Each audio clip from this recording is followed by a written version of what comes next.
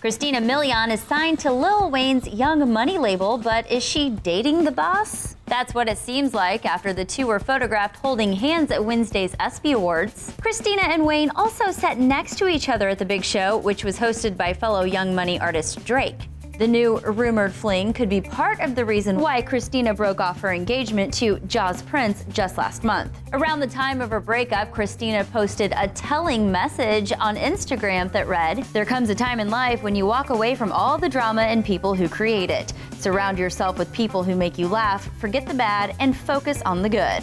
Another sign Christina might be dating the rapper? Her super giggly reaction to a question about her new reality show during this Power 106 interview last week. So where do you hide Lil Wayne at? Or is it shooting days?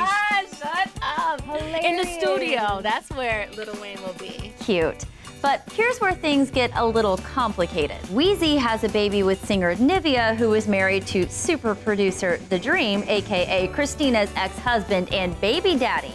Now that's awkward. Subscribe here for the latest on this Hollywood romance. Click here to watch Karrueche Tran open up about Chris Brown and Rihanna. And for the funniest moments from Drake at the ESPYs, click right here.